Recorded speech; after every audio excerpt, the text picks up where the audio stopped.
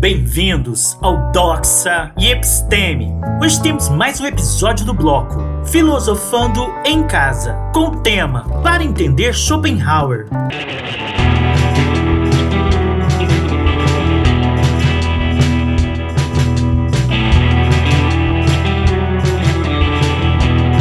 O mundo é minha representação.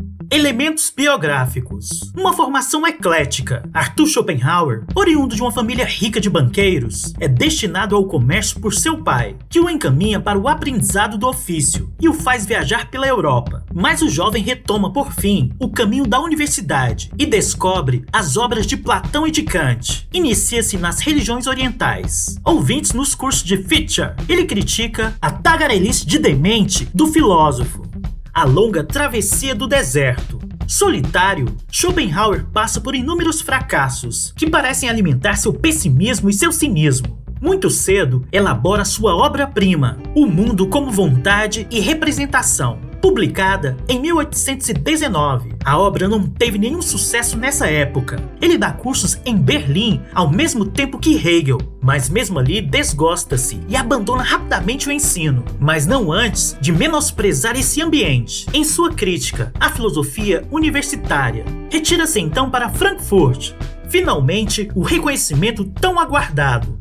O seu livro Parerga e Paralepomena, que redige para o grande público, o levarão, enfim, à celebridade. Somente no fim de sua vida é que O Mundo como Vontade e Representação, reeditado em 1859, conhecerá o sucesso e Schopenhauer será, enfim, reconhecido.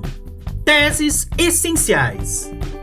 Fundador do pessimismo, Schopenhauer se opõe aos grandes sistemas racionalistas dos filósofos alemães, a Hegel sobretudo, criticados por ele de maneira acerba. No entanto, ele reconhece sua dívida para com a obra de Kant, que era, segundo suas próprias palavras, a coisa mais considerável que se produziu em 20 séculos de filosofia. A influência de Schopenhauer é perceptível em Nietzsche, sobretudo, que se empenhará em combater o ideal ascético defendido por Schopenhauer, em que Nietzsche vê o sintoma da decadência da vontade de potência. O mundo é a minha representação. Como Kant, Schopenhauer distingue o mundo, a coisa em si e a representação que temos dele, o fenômeno. Nós não conhecemos o mundo em si. O mundo que nosso espírito constrói é fictício, ilusório, não passa de nossa representação. O que nós percebemos através de um véu ilusório, o véu de Maia, segundo os termos do pensamento brâmico. O mundo como representação é um mundo de aparências. O mundo como vontade.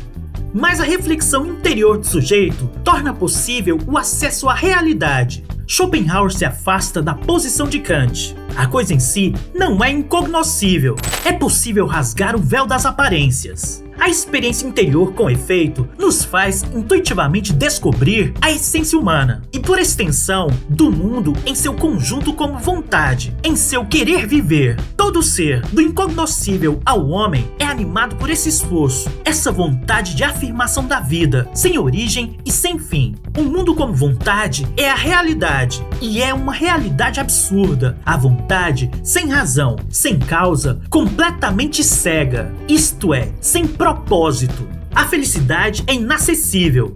Por ser essencialmente querer viver, o homem não pode esperar atingir a felicidade, entendida como satisfação total. Submetido ao desejo que renasce sem cessar, ele experimenta primeiro o sofrimento da privação, da falta que caracteriza todo desejo.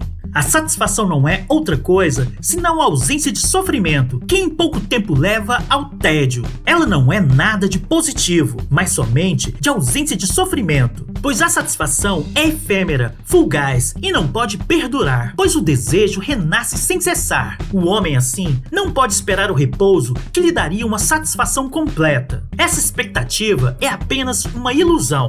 Toda a vida oscila, como um pêndulo, da direita para a esquerda, do sofrimento ao tédio. O mundo como vontade e representação. A negação do querer viver. Schopenhauer convoca a moral da renúncia, uma vez que o querer viver nos impele à desgraça da frustração e do tédio. É preciso aboli-lo, se desapegar dele. E segundo Schopenhauer, é por meio da moral, assentada sobre a piedade, a arte e o asceticismo, que se opera essa negação do querer viver. Cada homem, movido pelo querer viver, quer a realização dos seus desejos. Como Thomas Hobbes, Schopenhauer afirma o egoísmo inato dos indivíduos, que apesar disso, exprimem uma mesma vontade universal. É preciso retirar o véu de Maia e assim captar a unidade dos seres. Compreender que cada indivíduo é apenas a expressão de uma vontade universal que a transcende e a engloba. E que assim o egoísmo de cada um o impele a voltar-se, finalmente, contra si mesmo ao lutar contra os outros. A piedade, compaixão para com a infelicidade universal, decorre da consciência do trágico, da consciência humana e da unidade dos seres. Podemos assim desenvolver o altruísmo e limitar os malefícios do egoísmo. Mas a piedade não suprime, de maneira alguma, o sofrimento. Assim, é no caráter desinteressado da contemplação estética, evidenciado por Kant, que Schopenhauer vê a ocasião da negação do querer viver. A arte seria a expressão do ser, e nos liberta de toda preocupação egocêntrica. E é, sobretudo, uma poderosa ferramenta para romper os grilhões do desejo. O ascetismo, a verdadeira sabedoria. Mas a contemplação estética dura apenas um tempo e é preciso substituí-la por um modo mais durável e mais radical de negação do querer viver, o ascetismo. Essa atitude de renúncia, de resignação e de indiferença consiste em negar em si o querer viver. Schopenhauer se inspira aqui no princípio de não apego budista, que permite atingir o estado de serenidade correspondente ao nirvana. Em sua verdadeira sabedoria, o homem chega ao estado de abnegação voluntária, de resignação, de calma verdadeira e de negação absoluta do querer. Uma obra-chave. O mundo como vontade e representação. Contexto. Nesta obra, Schopenhauer revela sua intuição essencial. O mundo é fundamentalmente querer viver. Tudo não passa de uma expressão de um esforço universal absurdo. Pessimismo e ateísmo estão lado a lado da defesa do ascetismo, o único modo possível de encontrar a serenidade.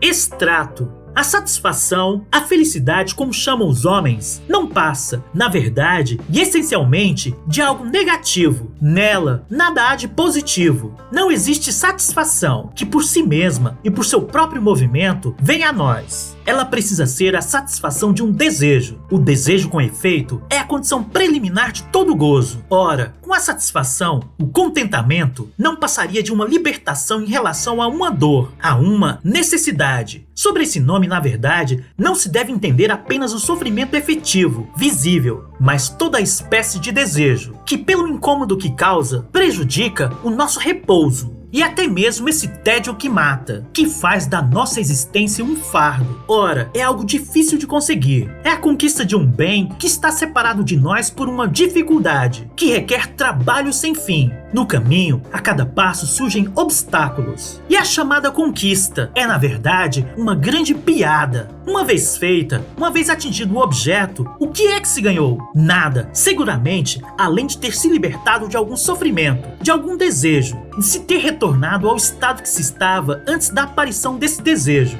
O fato imediato para nós é a necessidade, unicamente, ou seja, a dor. Quanto à satisfação e o gozo, não podemos experimentá-los, senão indiretamente. Temos que apelar à lembrança do sofrimento, da privação passada, que antes de tudo for eliminada. Chaves textuais. A felicidade é essencialmente negativa. A felicidade, a satisfação, remete sempre a uma privação anterior. Nós satisfazemos sempre um desejo concebido como carência. Não existe, portanto, satisfação sem sofrimento anterior. A satisfação não passa de uma libertação de algo, nunca sendo um gozo positivo por si mesmo. É a ausência de privação, ou seja, não é de nenhuma forma positividade. Além disso, a satisfação não é, em si, algo durável. O tédio aparece assim que a falta é preenchida. O ressurgimento do querer viver. A satisfação existe apenas correlacionada à lembrança da dor da privação anterior. A sua existência é precária. Com efeito, o mundo é vontade. O homem é condenado a desejar sempre e nunca estar satisfeito. O homem é, portanto, um ser finito, mas possui uma vontade infinita. Oi, caso você tenha gostado do vídeo, dê um like, assine e compartilhe com os amigos. Todo comentário é bem-vindo. Forte abraço e vitória sempre!